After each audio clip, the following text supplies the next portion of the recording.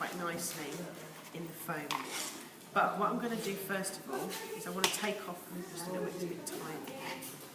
Okay, it sits like that. Now that's the idea is it's going to go on the chair. That's quite a lot of oasis there. So I'm actually going to take off just a little bit so it's not so high.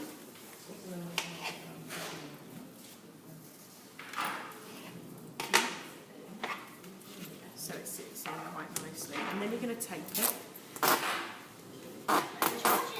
You can use the thin cocktail.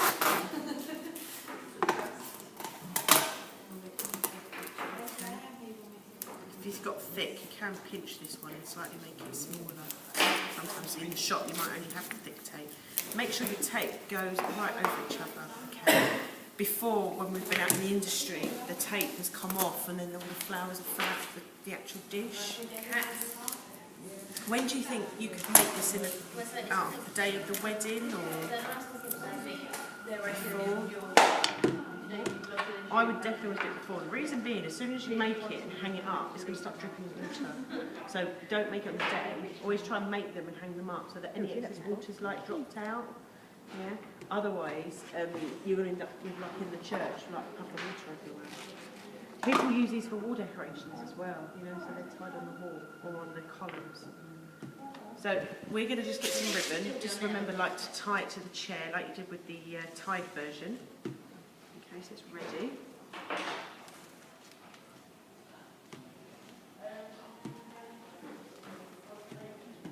Okay, so it's going to be hung like that, basically. This is where your principles of design come in with proportion. If you imagine the handle is a third, the length is 2/3.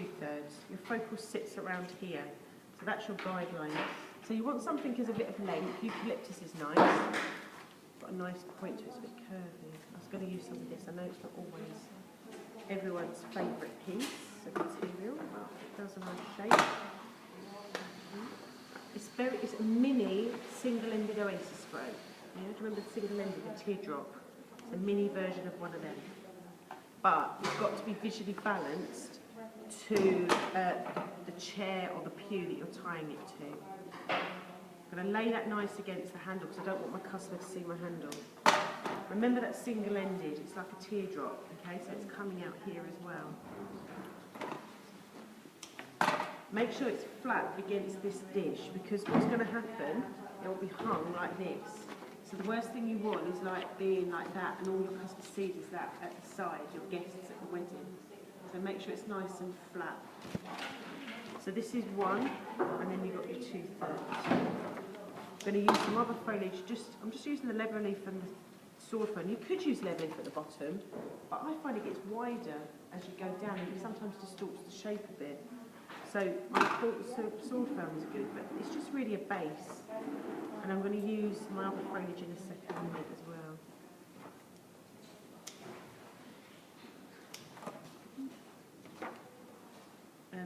As I say, eucalyptus parvivola is lovely. You've got some nice points there. And echo the shape. So now we're going to come down, next level. What you put here, you're going to put here. Okay.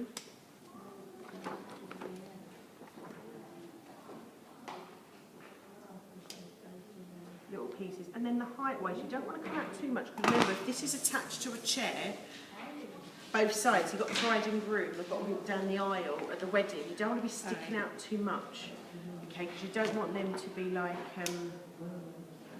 knocking it, it falls over.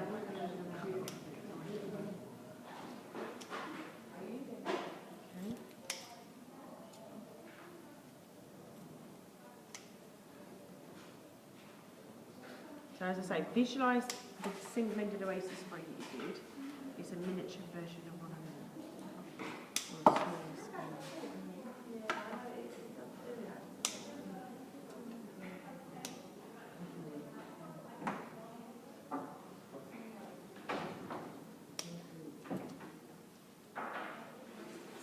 Everybody looks so simple, doesn't it? It takes a lot of material, these bits, because I find the pictures nice with some itsy bitsy. Profile is here, so you're going to build this profile up, okay? They come like go up like that. Yeah. So my focal line I'm going to use is 30s. So I've gone for a long rose first one to come here. Okay. Okay, so that's going to be, and ideally a slightly less open one if possible. Just going to bring petals. That's going to sit.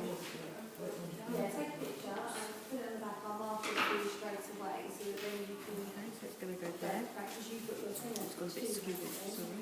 Yeah, so really you want to straight from lunch, come straight back in. Okay, so that's my long piece. You can also have bear grass and things or ribbons coming down. Remember, it's going to be viewed like that.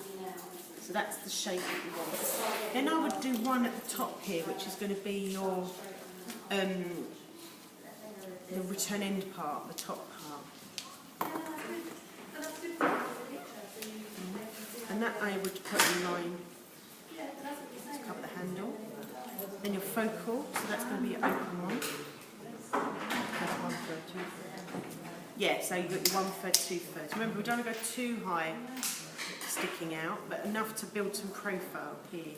Okay, so you don't want it to be like really low, you don't want it sticking up because that's where the bride and groom will not. Now, it's up to you what you put in. You could put another one in at the top. If you've got a little one, you put a little one here. I'm actually going to put, because it's only 1/3 there, I'm going to put another. You could use tulips instead of yellow roses if you wanted to. Tulips also works quite nice. Remember that sort of focal line rhythm. These are quite good if you use tulips, especially, you know, they're all the same size. You think, well, how do I do my focal? And if you very carefully open these up backwards, you could